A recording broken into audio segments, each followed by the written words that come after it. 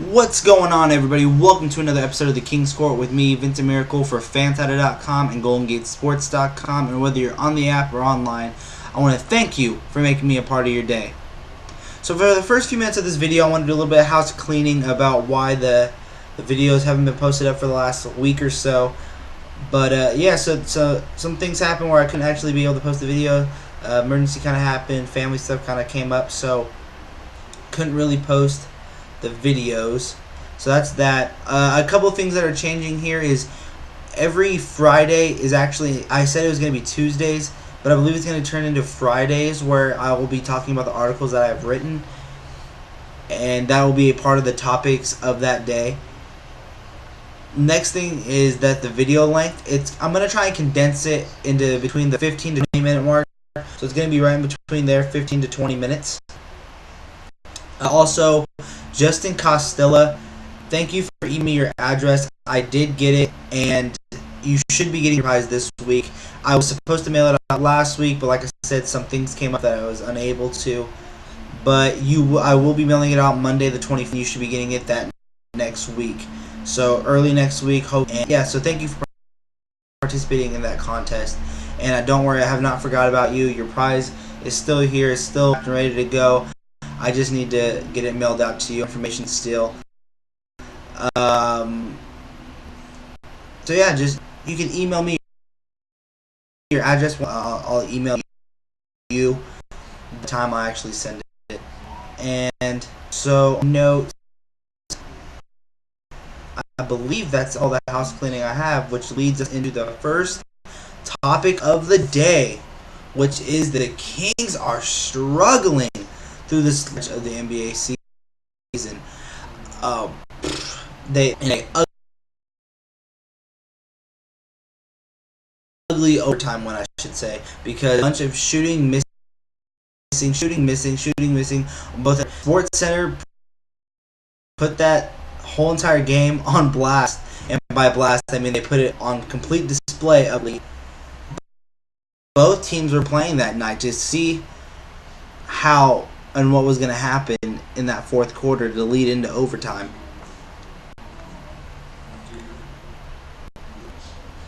So there's that. And then when you get into overtime, they find that Rudy Gay is their closer, which is very nice to see. They came back in the last few minutes and really pushed it back on. They did it twice, actually, and was able to close out the game, which was nice to see.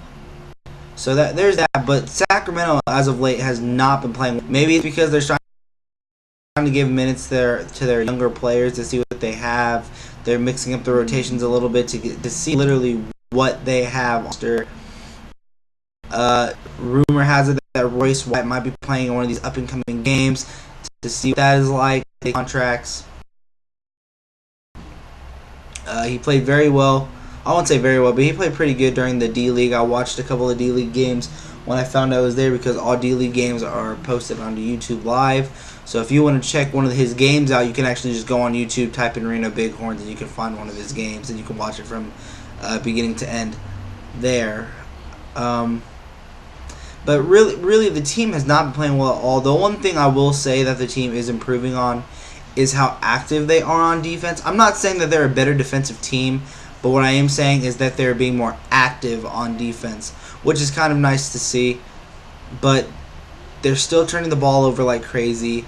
Their offense is really not,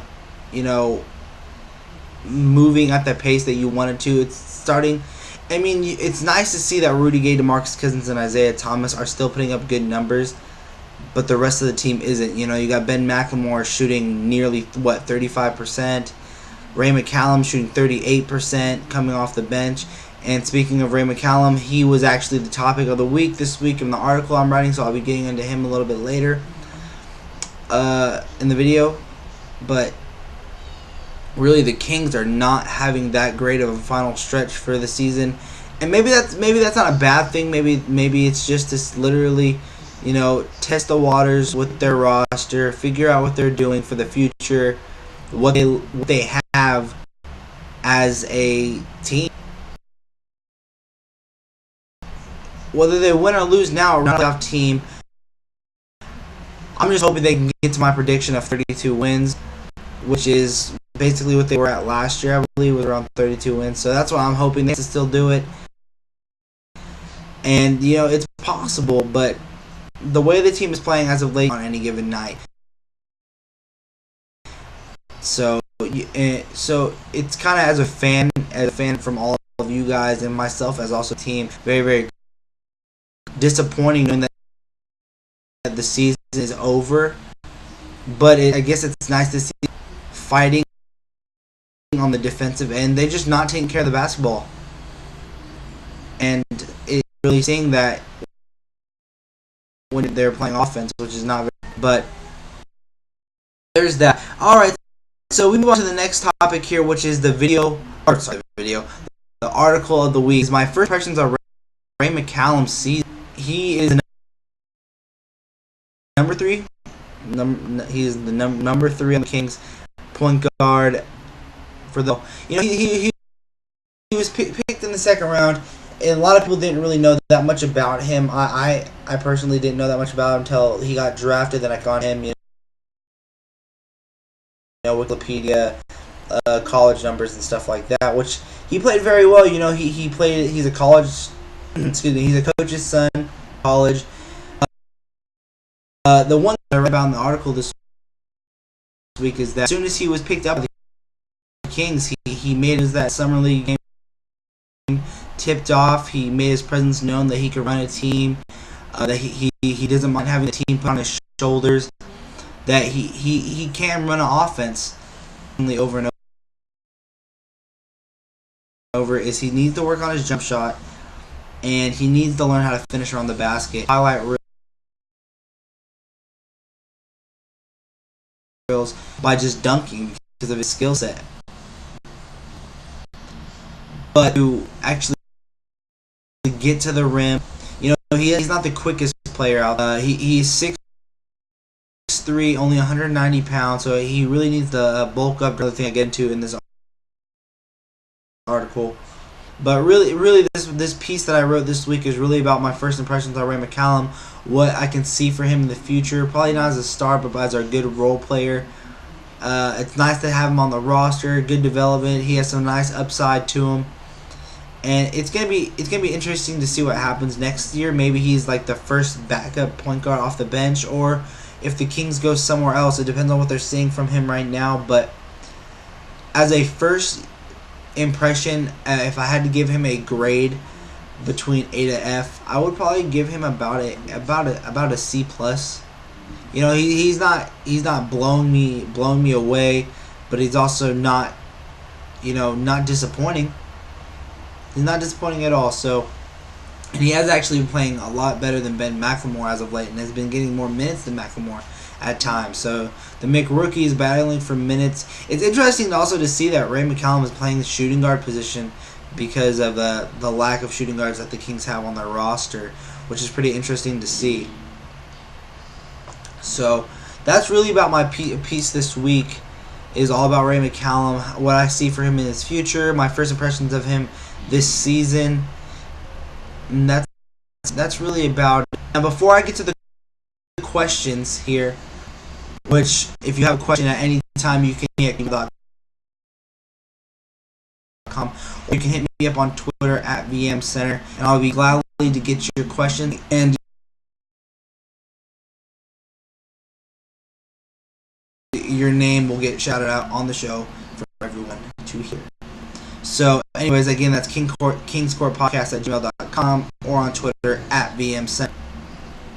But before I get into all that, I've gotten a couple, tweets here and there and questions about Rudy Gay, just as a broad general of what I think is going to happen and who we draft. And I think those questions, all they're separate, they cancel each other out. Meaning, I'm hoping you don't know this for a fact that Rudy Gay makes a decision over the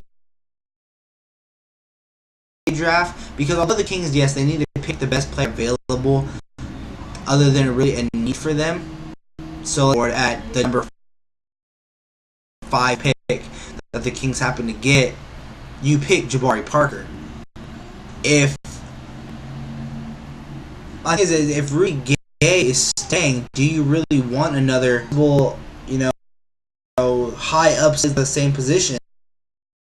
And I mean, you already have Derek Williams. It seems the Kings really like, very athletic, is that tweener between the four.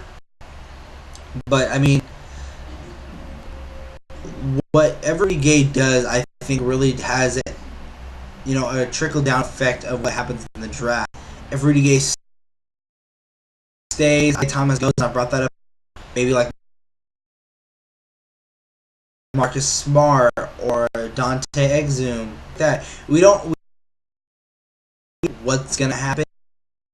And I'm just on this part of the people. I think Rudy. What do I think Rudy is gonna do? And also during the offseason, a really cool thing I'm going to be doing is I'm going to be taking. I'll do about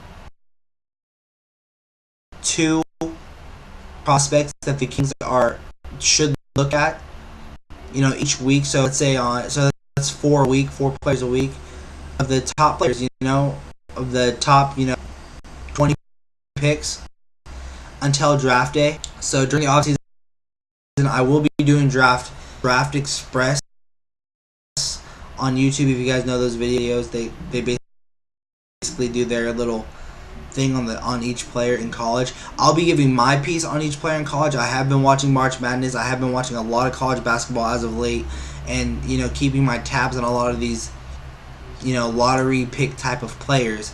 So I'll be giving my piece on that during the offseason, which is another really cool thing that I'll be doing, and it's future down the road. So we'll get into those a little bit later on, and we could talk about that later on during the offseason when we get to that point.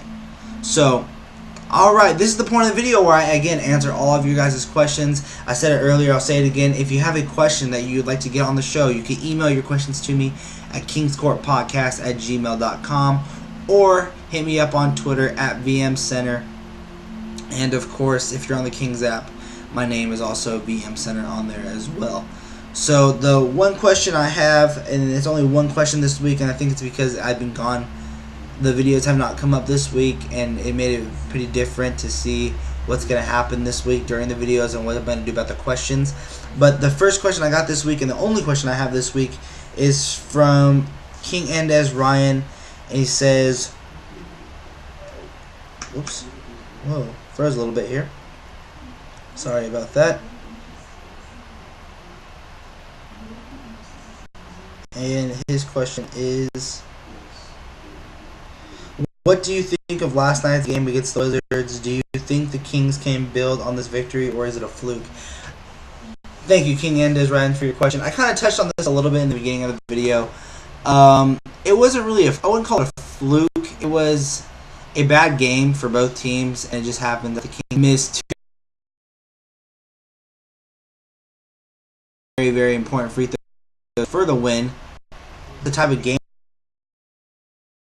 that it was. I won't say it's a fluke because the Kings won that baskets before in his career, so it's not like James Johnson hit. That was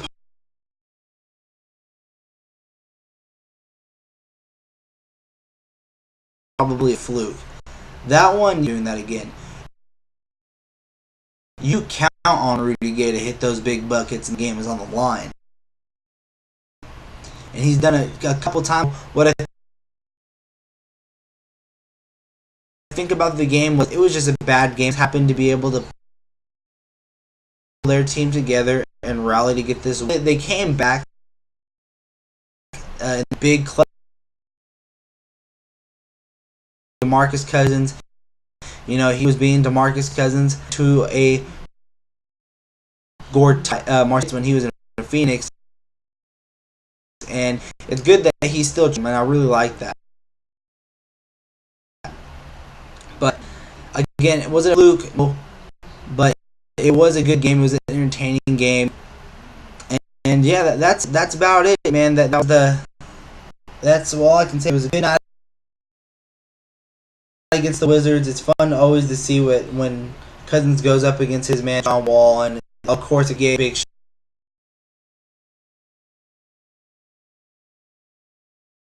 shots you expect it to fall that night. So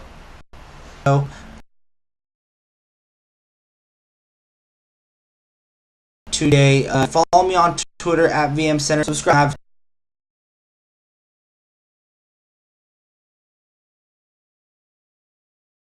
on this video. Go ahead and leave your comments in the comment section below. Talk to yourselves. I'll also be in there. Comment. So if you want to talk to me, go ahead and talk to me. Follow me on Twitter at VM Center. Of course, the email podcast at gmail.com. And until next time, Kings fans.